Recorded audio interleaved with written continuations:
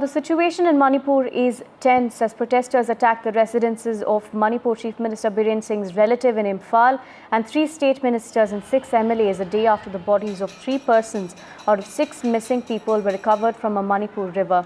This prompted the government to impose prohibitory orders in 5 districts as well. The police had resorted to firing tear gas shells as well as a lathi charge to disperse the protesters.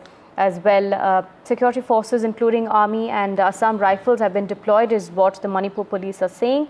They've also said that 8 people have been injured in the process of the mob dispersal from the protest that took place yesterday. Manipur police also saying 23 people who are part of the mob that indulged in ransacking have been arrested by the police. My colleague Ratnadeep joins us with more details. Ratnadeep, take us through the incident that took place yesterday. It all escalated quite quickly.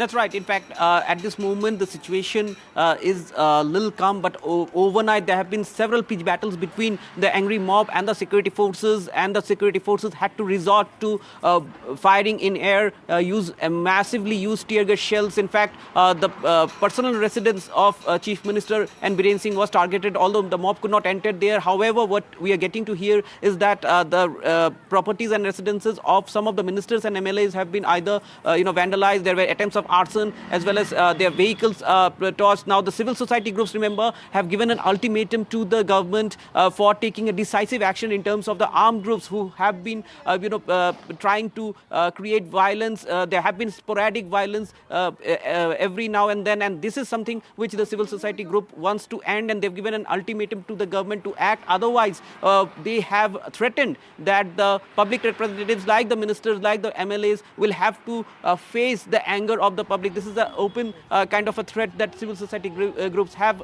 given to the elected MLAs, and therefore they have given an ultimatum. Also, the Manipur cabinet yesterday very significantly sent a letter to the Ministry of Home Affairs saying that in a cabinet meeting it has decided to urge Centre to review and see if there is a possibility of withdrawal of the reimposition of Armed Forces Special Power Act in 6 police station areas, which was recently done with escalation of violence. Remember, all this has a chain of reaction which has taken place earlier this week from Jiribam, where first a tribal lady was very brutally killed, and then there was a shootout between security forces, between tribal militants and security forces, in which 10 militants were gunned down, and after that we saw 6 people went missing. They were supposedly taken hostage, and when the report of decomposed bodies of missing people, which includes 3 children, where these reports reached Imphal, that is the time when people got very angry, because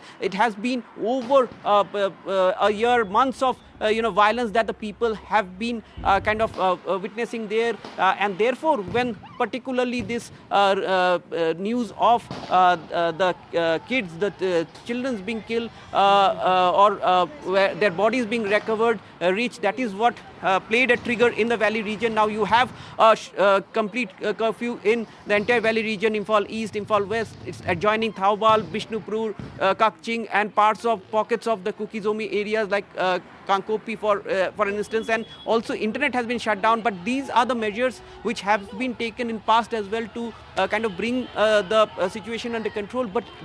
But now it seems that there is a lot of public anger, particularly against the government, against the elected representatives, and therefore they are laying siege outside the residences. And what we are picking up from sources is that some of the MLAs have actually conveyed to the people, the public and the civil society groups in their respective areas that they might actually resign. So we'll have to see whether some of the MLAs actually come forward to resign under public pressure. But at this moment, there is an ultimatum given by the civil society groups to the government to act on a decisive manner in terms of solving the crisis in Manipur. This is perhaps a test for not only for the Manipur government but for Ministry of Home Affairs. Remember, the Ministry of Home Affairs have put a security advisor there. There is a DGP. They are heading the unified command. It is perhaps their responsibility also that every now and then there have been massive sporadic incidences which are being reported from Manipur.